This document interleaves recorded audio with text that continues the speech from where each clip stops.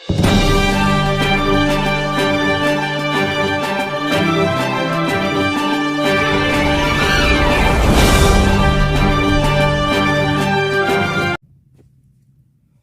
Everyone, welcome back to Kaksha affairs. अपनी कक्षा अपना अंजाम। आज इस वीडियो लेक्चर में हम डिस्कस करने वाले हैं 8 फरवरी 2022 के करंट अफेयर के क्वेश्चंस के बारे में। इन करंट अफेयर क्वेश्चन के साथ हम देखेंगे कि उन जो हमारे करंट अफेयर के क्वेश्चन है उसके साथ किस तरीके के स्टैटिक जीके के क्वेश्चन बन सकते हैं और जनरल स्टडीज के किस तरीके के क्वेश्चन बन सकते हैं। ये जो हम सेशन करते हैं मॉर्निंग में करंट अफेयर का, वो डेली मॉर्निंग 7 बजे है, वो हमारा सेशन दिल्ली में होता है। और इसके अलावा अगर आप इस पीडीएफ लेक्चर की पीडीएफ चाहते हो तो आप हमारे टेलीग्राम ग्रुप से है वो डाउनलोड कर सकते हैं। टेलीग्राम ग्रुप का लिंक है वो हमारे नीचे डिस्क्रिप्शन बॉक्स में दे रखा है। इसके अलावा आप हमें फेसबुक और इंस्टाग्राम पेज पे भी फॉलो कर सकते हैं, जहां पर हमारा पेज का नाम है कक्षा अफेयर नाम से। किस नाम से? कक्षा अफेयर नाम से। तो शुरू करते हैं आज का पहला क्वेश्चन।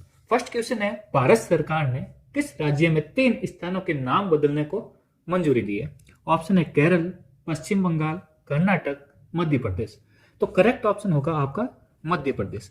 हाल ही में इंडियन गवर्नमेंट ने है वो मध्य प्रदेश राज्य को 3 स्थानों के नाम बदलने की मंजूरी दे दी है। अब वो 3 स्थान कौन कौन से हैं?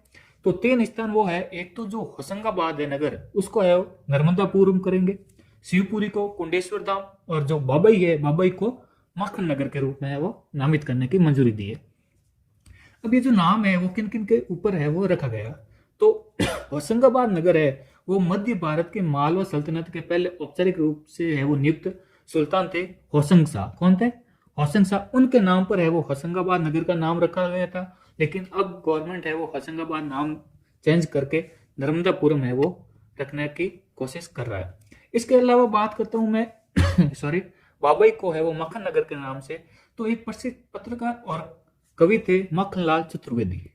मक्खनलाल चतुर्वेदी, तो उनको रेस्पेक्ट देने के लिए उनके नाम पर है वो एक बाबई का नाम चेंज करके मक्खनलाल चतुर्वेदी है वो रखने जा रही है मध्य प्रदेश गवर्नमेंट। मध्य प्रदेश गवर्नमेंट, ठीक है। गवर्नमेंट के पास और कोई काम तो है नहीं, बस नाम चेंज करवा लो इनसे, और कुछ होना जाना तो है नहीं वैसे भी। तो चलो ठीक है, करो आप नाम चेंज। इसके अलावा हम बात करते हैं स्टैटिक जीके की। तो मध्य प्रदेश से है वो हमारे किस तरीके से स्टैटिक जीके क्वेश्चन बन सकते हैं, उनके बारे में हम डिस्कस करते हैं। तो मध्य प्रदेश के क्वेश्चन बनेंगे। सबसे पहले हम देख लेते हैं यहाँ के गवर्नर कौन है। तो गवर्नर की बात करता हूं तो गवर्नर है यहाँ के मंगूभाई छगनभाई पटेल।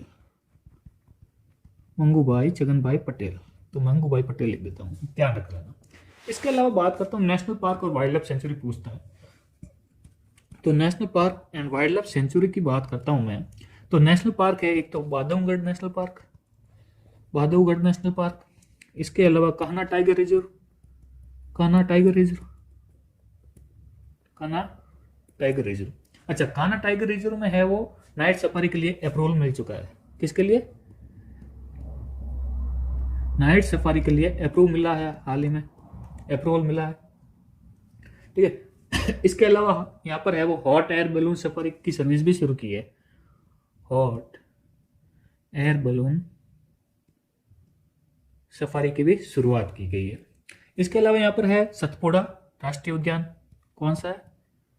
Satpura national park. इसके अलावा है Sanjay national park, Sanjay national park, Madhav national park, Madhav national park. इसके अलावा वन विहार नेशनल पार्क, पन्ना नेशनल पार्क, पेंच नेशनल पार्क और डायनासोर नेशनल पार्क। ये है। अब बात करता हूँ फेस्टिवल की। तो इंपॉर्टेंट फेस्टिवल देख लो यहाँ पर। तो एक भगोरिया महोत्सव है वो इंपॉर्टेंट फेस्टिवल यहाँ का, भगोरिया महोत्सव। इसके अलावा बुंदेली महोत्सव, बुंदेली महोत्सव, खजुराहो नृत्य महोत्सव, खजुराहो नृत्य महोत्सव। अच्छा, खजुराहो किसके लिए प्रसिद्ध है? तो खजुराहो है वो कंदरिया महादेव के लिए प्रसिद्ध है। किसके लिए? कंदरिया महादेव के लिए प्रसिद्ध है, ध्यान रखना। उसके अलावा तानसेन समारोह, तानसेन समारोह, तानसेन समारोह, कुंभ मेला यहाँ पर होता है, और राष्ट्रीय रामलीला मेला। इसके अलावा एमपी से क्वेश्चन बनते हैं डांस फॉर्म की। तो डांस यहाँ पर ग्रीडा, मटकी नृत्य, फूलपत्ती नृत्य, त्रितिली, ज्वारा, सेल्लार की, सेला बदोनी, मांच, कर्मा। तो ये डांस फॉर्म है बोलते हैं मध्य प्रदेश में। और इंपोर्टेंट चीज बात बताऊं तो जो टाइगर है सर्वाधिक वो कहाँ पर है? मध्य प्रदेश में। सर्वाधिक टाइगर कहाँ पर है? मध्य प्रदेश में। अच्छा, टाइगर परियोजना कब शुरू हुई थी? 1973 में। ओके, तो ये सारी चीजें आपको मध्य प्रदेश के बारे में ध्यान में रखना है। नेक्स्ट क्वेश्चन है, दुनिया के तीसरे सबसे बड़े क्रिकेट स्टेडियम की आधारशिला रखी गई है। ठीक है, कहां पर रखी गई है? हैदराबाद में, जयपुर में, सूरत में, भोपाल में। तो करेक्ट आंसर होगा आपका जयपुर में। जयपुर में है वो हाल ही में दुनिया के तीसरे सबसे बड़े क्रिकेट स्टेडियम की आधारशिला रखी गई, जहां पर विशेष है कि सौरव गांगुली भी है वो शामिल था। यहाँ पर सौरव गांगुली भी शामिल थे। ठीक है, अब देखो दुनिया का ये तीसरा सबसे बड़ा है, तो दुनिया का सबसे बड़ा कौन सा है? तो वो भी इंडिया में भी है, और वो कहां पर है? अहमदाबाद में। कहां पर है? अहमदाबाद का जो मोटेरा स्टेडियम है, कौन सा? मोटेरा स्टेडियम, जिसको अब जाना जाता है मोदी स्टेडियम के नाम से, मोदी स्टेडियम के नाम से, वो दुनिया का सबसे बड़ा क्षमता वाला स्टेडियम है, लार्जेस्ट स्टेडियम, क्रिकेट स्टेडियम है एक्चुअली में। इसके अलावा दूसरा सबसे बड़ा स्टेडियम की बात करता हूं तो ये है ऑस्ट्रेलिया का मेलबर्न क्रिकेट ग्राउंड। कौन सा है? ऑस्ट्रेलिया का मेलबर्न क्रिकेट ग्राउंड, यानी कि जिसको हम जानते हैं एमसीजी के नाम से। किसके नाम से? एमसीजी के नाम से है वो जाना जाता है। हो गई एक चीज क्लियर। नेक्स्ट क्वेश्चन है, अंडर 19 विश्व कप 2022 में भारत ने फाइनल में इंग्लैंड को हराकर कौन सा खिताब जीता है? तीसरा, छठा, पांचवा या फिर फोर्थ?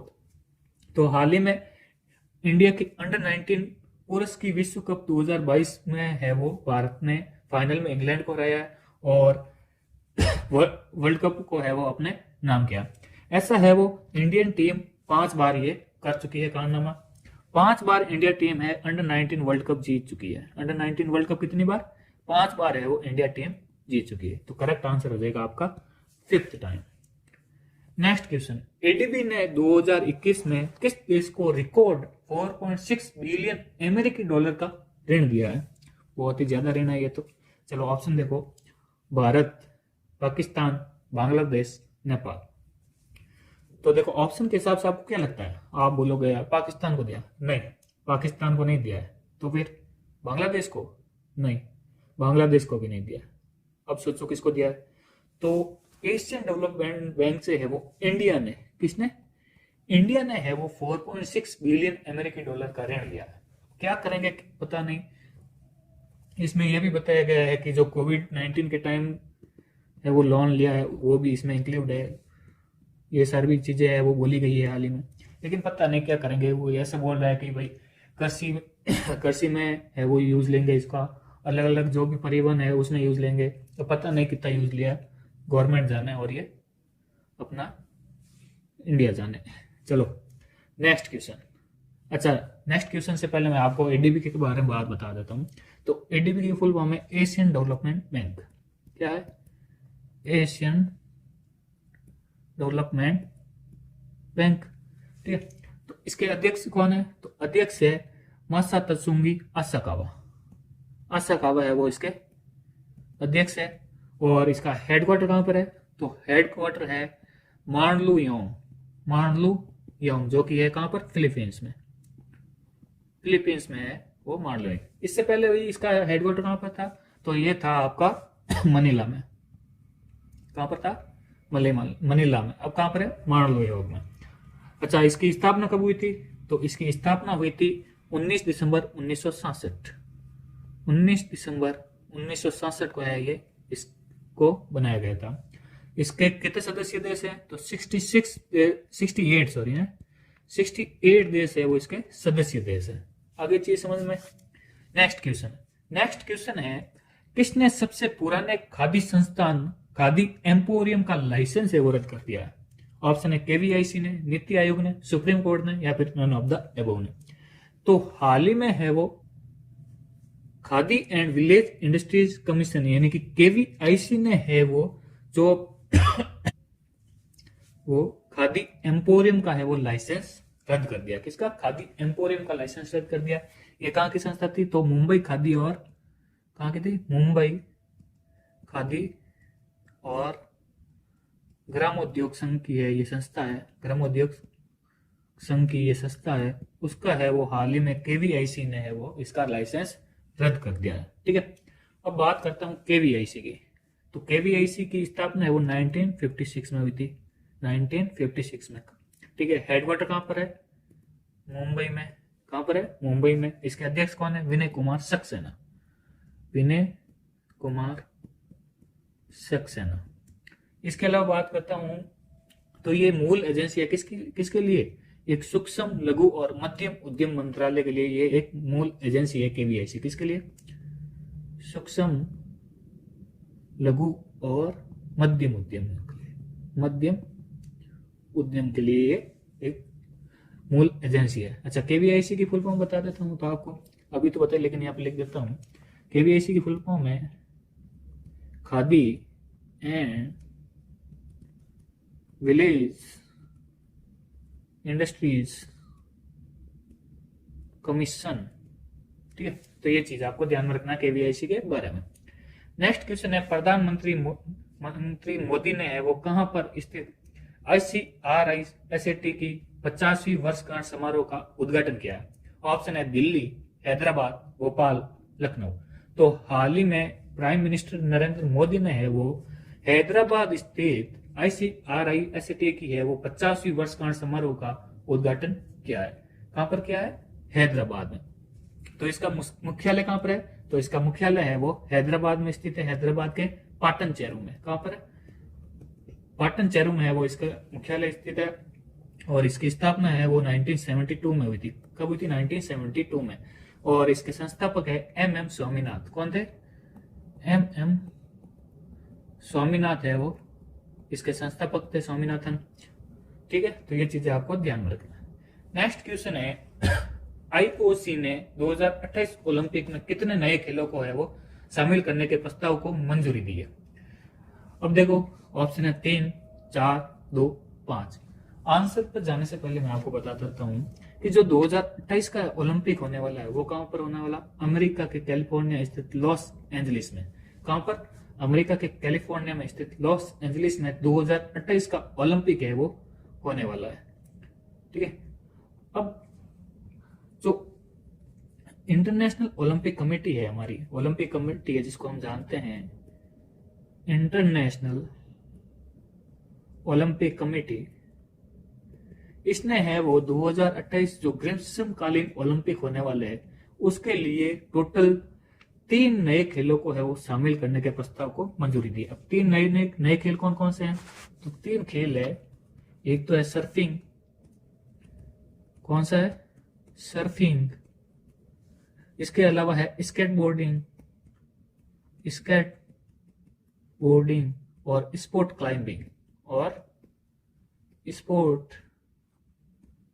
क्लाइंबिंग ये 3 खेल है, इसको है वो शामिल करने की मंजूरी दे दी है इंटरनेशनल ओलंपिक कमेटी ने। चीज कंप्लीट। इसके अलावा बात देखो, 2028 का तो होने वाला है ओलंपिक कहां पर? लॉस एंजलिस में, जो कि ग्रीष्मकालीन ओलंपिक होगा। कौन सा होगा?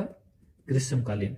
अच्छा, हाल ही में 2020 का है वो ओलंपिक कहां पर हुआ था? 2021 में हुआ था, लेकिन 2020 वाला हुआ था आपका टोक्यो ओलंपिक में। टोक्यो जापान में है वो ये ओलंपिक हुआ था। इसमें इंडियन है वो टोटल 7 मेडल जीते, जिसमें एक गोल्ड भी है वो शामिल है। ठीक है, होगी चीज क्लियर। इसके अलावा बात देखो, 2021 में हुआ टोक्यो ओलंपिक, 2022 में कहां पर स्थित है?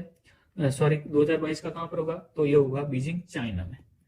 कहां पर होगा? बीजिंग, चाइना में। ये होगा आपका शीतकालीन। ठीक है, और 2024 का कहां पर है? तो 2024 का है पेरिस के लिए, पेरिस फ्रांस में। कहां पर है? पेरिस फ्रांस में है वो होगा 2024 का, जो कि होगा आपका ग्रीष्मकालीन। होगी चीज क्लियर। इसके अलावा बात करता हूं IOC की। तो IOC की है वो फुल फॉर्म है इंटरनेशनल ओलंपिक कमेटी। इसके है वो जो हेडक्वार्टर है वो लुसाने, स्विट्जरलैंड में। कहां पर है? लुसाने, स्विट्जरलैंड में। इसके अलावा इसके जो अध्यक्ष है वो है थॉमस बाक। कौन है? थॉमस बाक है इसके अध्यक्ष है। और इसकी स्थापना है वो 23 जून 1894 में हुई थी, पेरिस फ्रांस में। कहां पर हुई थी? पेरिस फ्रांस में इसकी स्थापना हुई। ये सारी चीजें आपको ध्यान में रखना है। नेक्स्ट क्वेश्चन है, किस देश के पूर्व राष्ट्रपति क्रिस्टोस सार्थजेटाकिस का निधन हो गया है? ऑप्शन है ग्रीस, बारबाडोस, कजाकिस्तान, इजराइल। तो हाल ही में ग्रीस देश के वो पूर्व राष्ट्रपति थे क्रिस्टोस सार्थजेटाकिस, उनका हाल ही में निधन हो गया है। ये है क्रिस्टोस सार्थजेटाकिस, जो कि ग्रीस देश के पूर्व राष्ट्रपति थे। नेक्स्ट क्वेश्चन है, महिला के लिए शून्य सहिष्णुता का अंतर्राष्ट्रीय दिवस मनाया गया है 8 फरवरी को, 7 फरवरी को, 6 फरवरी को या फिर 5 फरवरी को। तो हाल ही में महिला के लिए शून्य सहिष्णुता का अंतर्राष्ट्रीय दिवस मनाया गया है 6 फरवरी को। कब? 6 फरवरी को। ये चीज आपको ध्यान में रखना है। नेक्स्ट क्वेश्चन है, किस देश ने शीतकालीन ओलंपिक के उद्घाटन और समापन समारोह के राजनयिक बहिष्कार की घोषणा की है? ऑप्शन है इंडिया, ब्रिटेन, अमेरिका, ऑस्ट्रेलिया। तो हाल ही में भारत ने है वो जो चाइना में होने वाले सॉरी ओलंपिक है उसके जो उद्घाटन और जो समापन समारोह है उसके लिए राजनयिक बहिष्कार की घोषणा कर दी है इंडिया ने। तो ये चीज आपको ध्यान में रखना है। तो 2022 का जो ओलंपिक होगा वो कहां पर होगा? बीजिंग, चाइना में। और जो एशियन गेम्स 2022 है वो भी बीजिंग, चाइना में होंगे। बीजिंग, चाइना में। होगी चीज क्लियर? आई होप आपको चीजें क्लियर हो गई होगी। अच्छा, अब देखो नेक्स्ट, ये थे आपके करंट अफेयर के सारे क्वेश्चन। इसी के साथ हमने डिस्कस किया स्टैटिक जीके के क्वेश्चन भी। अब हम शुरू कर रहे हैं एक नई सीरीज जो कि होगी हमारे static GK and GS question से रिलेटेड। तो बहुत ही सारा है वो इंटरेस्ट भरा, अपना मजा आने वाला है इसमें। तो शुरू करते हैं स्टैटिक जीके का क्वेश्चन। फर्स्ट क्वेश्चन है, कावेरी नदी जल विवाद का संबंध किन राज्यों से है? ऑप्शन है केरल व आंध्र प्रदेश, तमिलनाडु व कर्नाटक, महाराष्ट्र एवं कर्नाटक, उत्तर प्रदेश एवं बिहार। तो कावेरी नदी जल विवाद है वो 3 राज्यों के बीच में। कौन कौन से? तमिलनाडु, कर्नाटक व केरल। तमिलनाडु, कर्नाटक व केरल, इन तीनों राज्यों के बीच का विवाद है वो है कावेरी नदी जल का विवाद। कौन सा? कावेरी नदी जल का विवाद। अच्छा, इंडिया के लिए कावेरी नदी जल विवाद ये नहीं, ऐसी कई नदियों के विवाद है, उनको हम डिस्कस करते हैं। आइए, तो कृष्णा नदी जल विवाद, कृष्णा नदी जल विवाद, तो ये है आपका महाराष्ट्र में, कर्नाटका में और आंध्र प्रदेश में। कृष्णा नदी जल विवाद किसके बीच में? महाराष्ट्र, कर्नाटका, आंध्र प्रदेश के बीच। इसके अलावा तुंगभद्रा नदी जल विवाद, तो ये है आपका आंध्र प्रदेश और कर्नाटक के बीच में। आंध्र प्रदेश एंड कर्नाटक के बीच में ये विवाद है। इसके अलावा गोदावरी जल विवाद, गोदावरी का भी जल विवाद है। अच्छा, तो किन किन के बीच में? तो गोदावरी का है वो 5 है वो स्टेट के बीच में। कौन कौन से? आंध्र प्रदेश, मध्य प्रदेश, ओडिशा, छत्तीसगढ़ एंड कर्नाटका। ठीक है, तो 5 राज्यों के बीच में है वो गोदावरी जल विवाद चल रहा है। तो नर्मदा जल विवाद, तो नर्मदा जल विवाद चल रहा है गुजरात, महाराष्ट्र, राजस्थान और मध्य प्रदेश। इसके अलावा यमुना नदी जल विवाद, तो यमुना नदी जल विवाद चल रहा है दिल्ली, हिमाचल प्रदेश, राजस्थान, हरियाणा, उत्तर प्रदेश व मध्य प्रदेश के बीच में। ठीक है, इसके अलावा बराक नदी जल विवाद बहुत इंपॉर्टेंट है। ये बराक नदी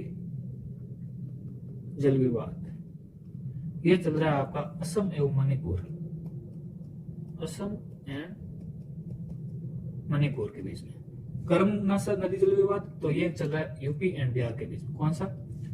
चेंज कर देता हूं मैं, कर्मनासा नदी जल विवाद ये चल रहा है आपका यूपी एंड बिहार स्टेट के बीच में। तो ये सारे विवाद है नदियों से रिलेटेड, सारे के सारे हमने वो अंतर राज्य नदी जल विवाद है वो उसको कंप्लीट कर लिया। चलो नेक्स्ट क्वेश्चन।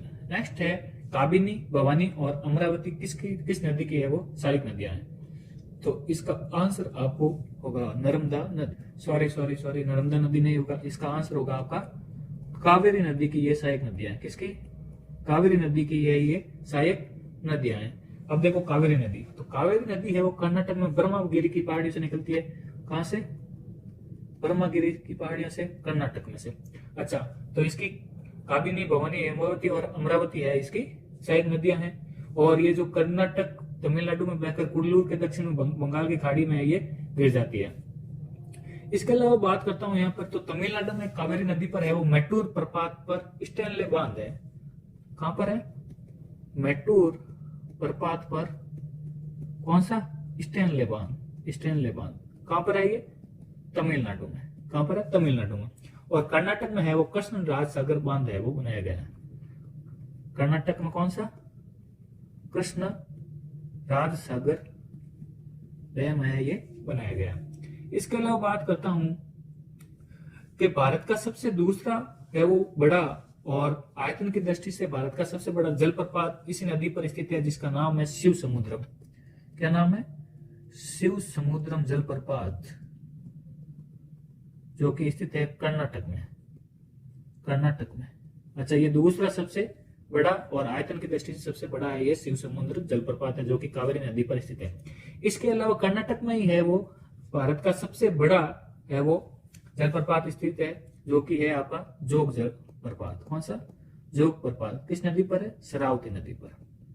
शरावती नदी पर है ये जोग प्रपात है। कहां पर है? कर्नाटक में। तो ये सारी चीजें आपको ध्यान में रखना है कावेरी नदी के बारे में। हो गई चीज कंप्लीट। कितने राज्यों से गुजरती है? तो तमिलनाडु और कर्नाटक। ओके, नेक्स्ट है नर्मदा नदी। तो नर्मदा नदी के बारे में हम डिस्कस करते हैं। तो नर्मदा नदी है वो, इसका उद्गम होता है अमरकंटक की पहाड़ियों से। कहां से? अमरकंटक की पहाड़ियों से। और ये किस ओर चलती है? पश्चिम की ओर चलती है वो। कहां पर गिरती है? अरब सागर में। कहां पर? अरब सागर में ये गिरती है। ठीक है। और इसके अलावा बात करता हूं मैं, तो इसी नदी पर है वो धुआंधार जलप्रपात स्थित है। धुआंधार जल प्रपात, जो कि मध्य प्रदेश के जबलपुर में स्थित है। जबलपुर में स्थित है, एमपी के। ठीक है। इसके अलावा बात करता हूं तो इसके ऊपर गागरी वहां हिरन प्रताप ही है वो फेमस जलप्रपात है। इसके अलावा इसकी सहायक नदियों के बारे में बात करता हूं तो हालन नदी, बंजार नदी, वर्ना नदी और तवा नदी मुख्य है। और कौन सी? तवा नदी है वो मुख्य है। होगी चीज कंप्लीट। और इसी नदी पर है वो सरदार सरोवर परियोजना चलाई जा रही है। सरदार सरोवर परियोजना कहां पर चलाई जा रही है? गुजरात में ये चलाई जा रही है। और जो सरदार सरोवर बांध है वो गुजरात की राज्य की जीवन रेखा है। किसकी? गुजरात राज्य की जीवन रेखा है वो सरदार सरोवर बांध है, जो किस नदी पर स्थित है? नर्मदा नदी पर। तो ये सारी चीजें आपको नर्मदा नदी के बारे में ध्यान में रखना है। नेक्स्ट है चिल्का झील। चिल्का झील है वो उड़ीसा में स्थित है। कहां पर है? ओडिशा में। ओडिशा के जो तट पर है स्थित है वो चिल्का झील है। अच्छा, जो चिल्का झील है वो किस नदी के मुहाने पर है? महानदी के मुहाने पर। किस नदी के? महानदी के मुहाने पर स्थित है ये। और खारे पानी की ये झील है। खारे पानी की झील है और भारत की सबसे बड़ी लेगून झील भी है। सबसे बड़ी लेगून झील भी ये है। ठीक है। अच्छा, इसके अलावा बात करता हूं जो उड़ीसा का ये तट है उसको किस नाम से जाना जाता है? तो सरकार तट के नाम से। किस तट के नाम से? सरकार तट से है वो इस तट को जाना जाता है, उड़ीसा के तट को उत्तरी सरकार के नाम से। और कर्नाटक तट, भारत के कर्नाटक राज्य के समुद्र तटीय क्षेत्र पर है वो कोंकण तट तथा महाराष्ट्र के पश्चिमी समुद्र तट पर है वो मालाबार तट और केरल के पश्चिमी समुद्र क्षेत्र पर है ये फैले हुए हैं। तो चिल्का झील आपको कंफर्म हो गई। इसके बाद बात करता हूं मैं लोनार झील की। तो जो लोनार झील है वो स्थित है महाराष्ट्र में। कहां पर है? महाराष्ट्र में स्थित है और ये एक क्रैटर झील है। कौन सी झील है? क्रैटर झील है लोनार झील।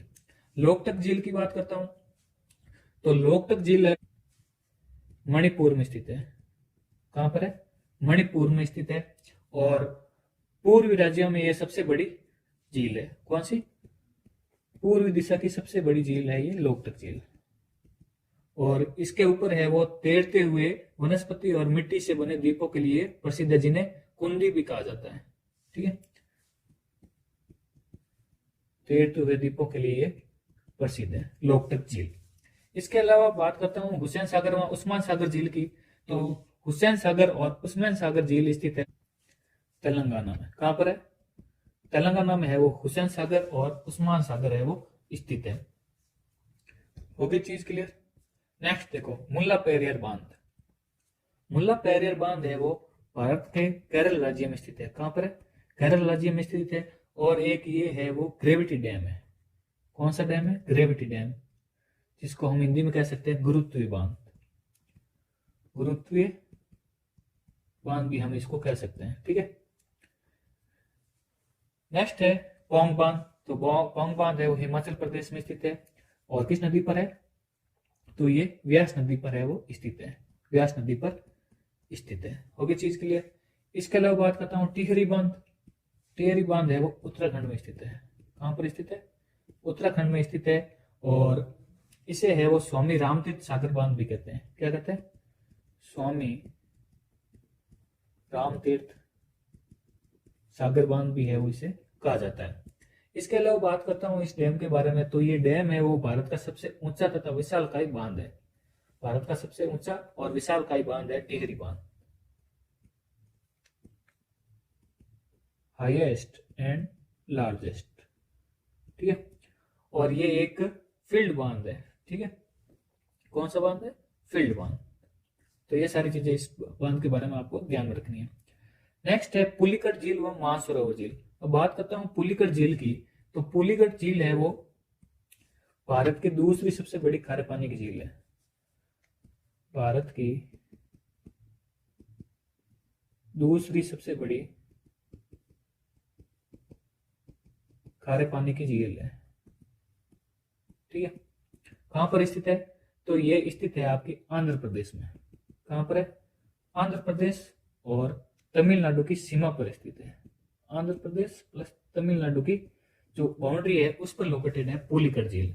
और जो श्री हरिकोटा द्वीप है वो इसे बंगाल की खाड़ी से अलग करता है। श्री हरिकोटा द्वीप इसे है वो बंगाल की खाड़ी से अलग करता है। ठीक है। तो बात करता हूं मानसरोवर झील की। तो मानसरोवर झील है वो तिब्बत में स्थित है। कहां पर है? तिब्बत में स्थित है। और इसी मानसरोवर झील के आसपास ही है वो सतलज, सिंधु व ब्रह्मपुत्र नदी है वो प्रवाहित होती है। कौन सी?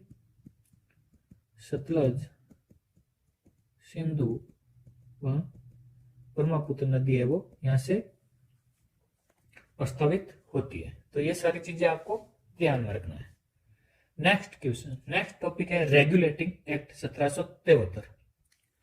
ये जो रेगुलेटिंग एक्ट है 1773, ये ब्रिटिश सरकार द्वारा भारत के लिए बनाया गया पहला कानून था। किसके लिए? ब्रिटिश सरकार द्वारा, ब्रिटिश गवर्नमेंट द्वारा भारत के लिए बनाया गया कौन सा कानून था? पहला कानून। भारत के लिए पहला कानून था। ठीक है।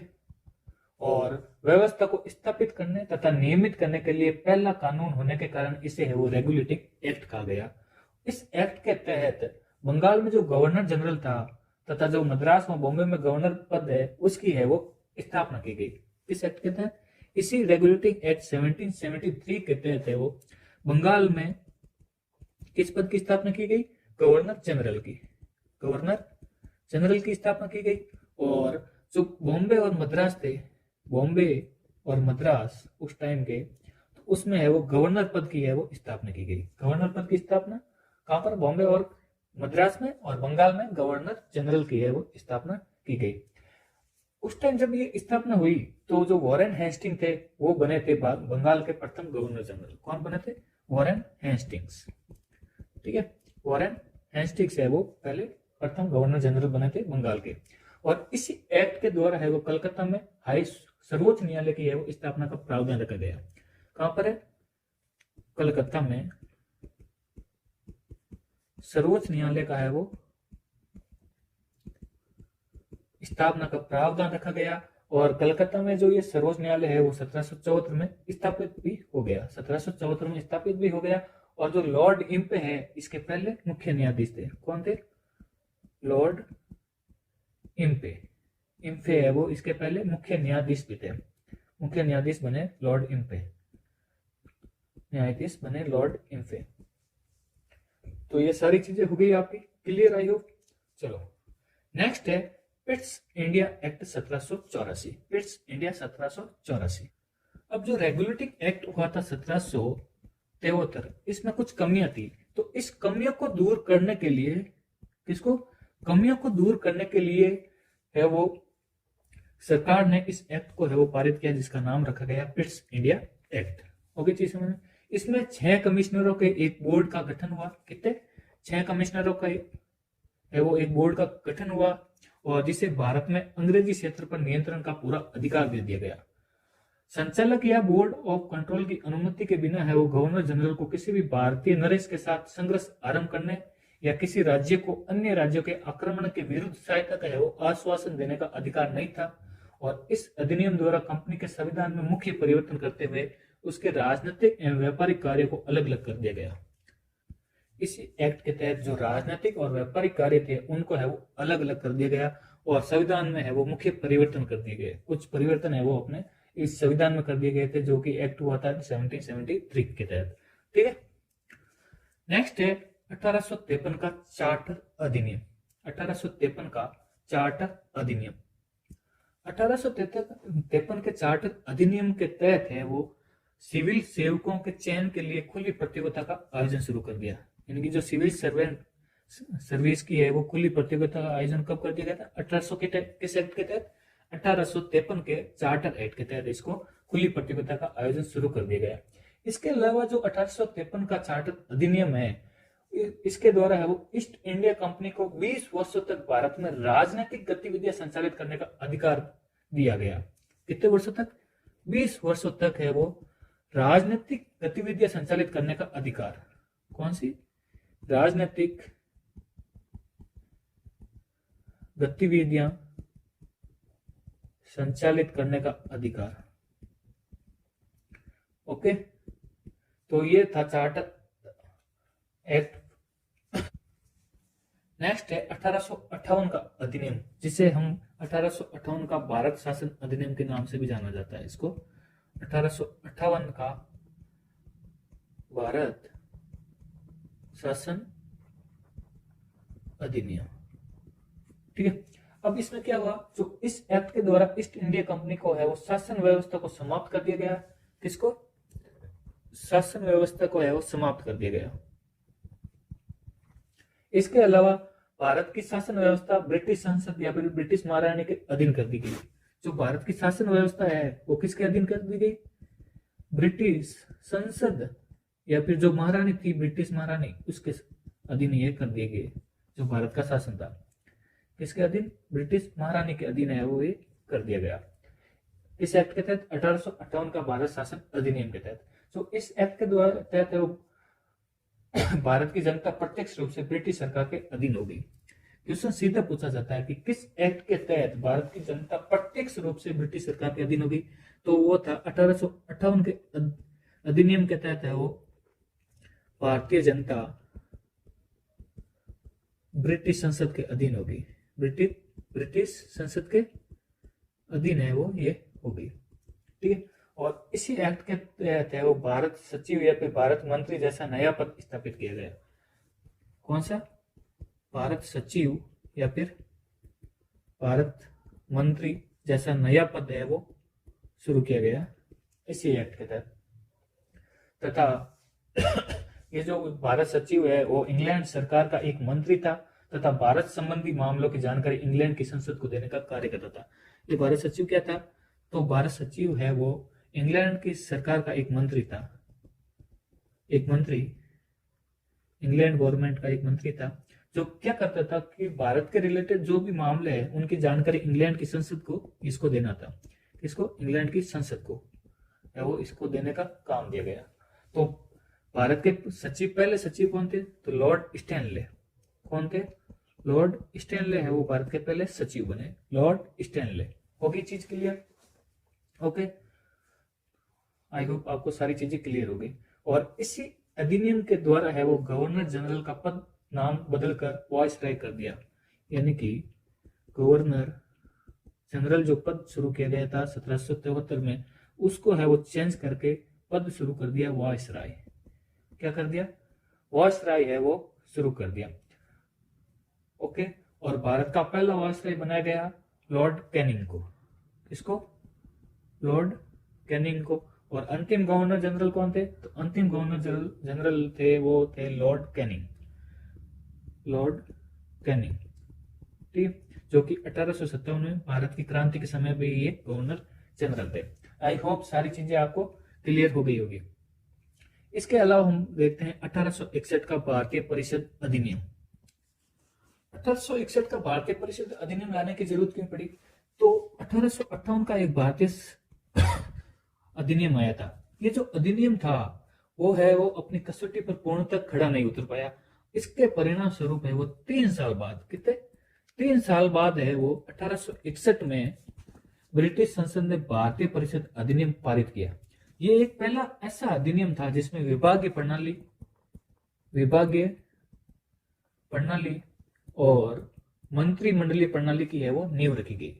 मंत्रिमंडलीय प्रणाली की है वो नींव रखी गई और पहली बार विधि निर्माण कार्य में भारतीयों का है वो सहयोग लेने का प्रयास किया गया। यानी कि इंडियन को भी है वो इसमें शामिल किया गया, भारतीय लोगों का सहयोग लेने का प्रयास किया गया इसी अधिनियम में। 1861 का जो भारतीय परिषद अधिनियम है, इस अधिनियम के तहत वो वायसराय की परिषद में एक सदस्य और बढ़ाकर सदस्यों की संख्या 5 कर दी गई। यानी कि जो वायसराय का जो सदस्य थे उसमें है वो संख्या बढ़ाकर 4 से 5 कर दी गई थी इसी अधिनियम के तहत, ठीक है। और 5वां सदस्य विधि विशेषज्ञ होता था। जो 5वां सदस्य है वो कौन सा विशेषज्ञ होता था? विधि विशेषज्ञ होता था, विधि विशेषज्ञ होता था। इसके अलावा बात करता हूं कानून निर्माण के लिए वायसराय की काउंसिलिंग को कम से कम 6 एवं अधिकतम 12 अतिरिक्त सदस्य की नियुक्ति का अधिकार वायसराय को दिया गया इसी के तहत। और इन सदस्यों का कार्यकाल है वो 2 वर्ष का होता था। जो गैर सरकारी सदस्य थे उस श्रेणी के वो थे भारतीय। गैर सरकारी सदस्य थे उच्च श्रेणी के वो थे इंडियन। और कार्यकाल कितने साल का था? 2 साल का, ठीक है। ये चीज हो गई। और इस परिषद का जो कार्य है क्षेत्र है वो कानून निर्माण तक की सीमित था। किसके लिए? कानून निर्माण तक है ये सीमित था।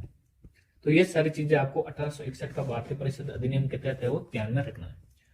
तो ये था आज का लेक्चर। आई होप आपको ये पसंद आया होगा। अगर आपको ये वीडियो लेक्चर पसंद आया तो आप अपने स्टडी ग्रुप और दोस्तों के साथ शेयर करना ना भूले।